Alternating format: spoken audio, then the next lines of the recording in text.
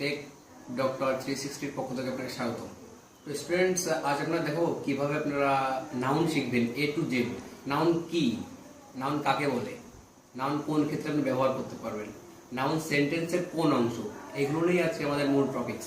So friend, কথা না বাড়িয়ে চলুন আমরা ডিসক্রিপশন বোর্ডে চলে যাই অ্যান্ড আমরা ভিডিওটা সম্পূর্ণরূপে এ টু জেড দেখি। তাহলে আপনারা আশা করছি আপনি নাউন এ টু জেড শিখতে পারবেন। তো চলুন, ভিডিও চলে যাচ্ছে।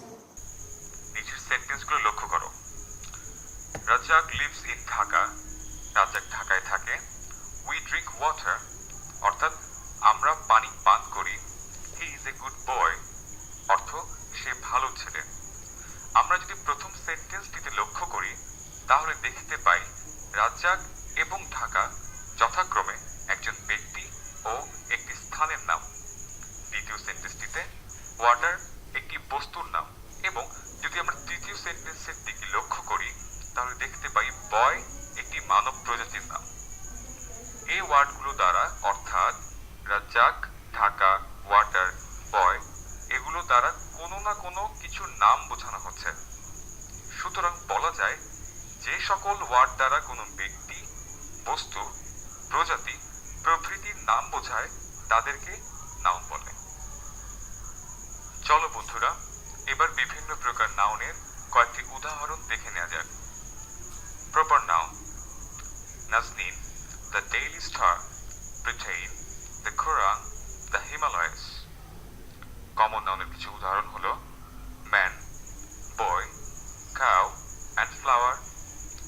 মনে রাখতে হবে এখানে কমন নাউন যদি একবচন হয় অথবা একবচনে ব্যবহৃত হলে তার পূর্বে সবসময় একটি আর্টিকেল, যেমন এ অথবা অ্যান অথবা দি বসবে।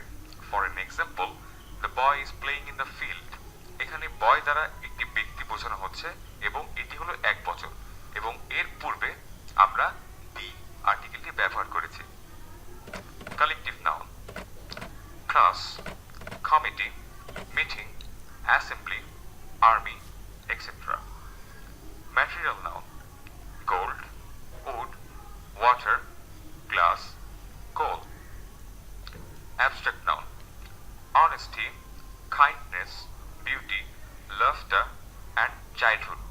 এখানে মনে রাখতে হবে অ্যাবস্ট্রাক্ট নাউনগুলো হচ্ছে সেই সকল নাউন যেগুলোকে আমরা ধরতে পারবো না বা আমরা সামনাসামনি চোখে দেখতে পারবো না, কিন্তু যেগুলোকে আমরা ফিল করতে পারবো। যেমন তোমরা দেখতে পাচ্ছ, অনেস্টি হচ্ছে সততা, কাইন্ডনেস হচ্ছে মহানুভবতা বা দয়ালু, যে জিনিসটি বোঝানো হচ্ছে সেটা। তো এখানে সততা কিন্তু চোখে দেখা যায় না, অনুভব করা যায়। তাই যেই নাউনগুলো আমরা হাতে স্পর্শ করতে পারবো না কিন্তু অনুভব করতে পারবো, সেগুলোকেই অ্যাবস্ট্রাক্ট নাউন বলা হয়।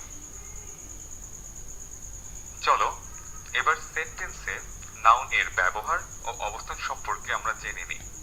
সাবজেক্ট হিসেবে: smoke pollutes air, beauty is forever ever.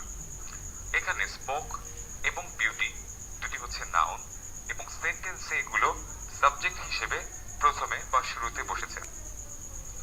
Object হিসেবে: উই সিক সেফটি এবং ইট ক্রিয়েটস ডিস্ট্রাকশন।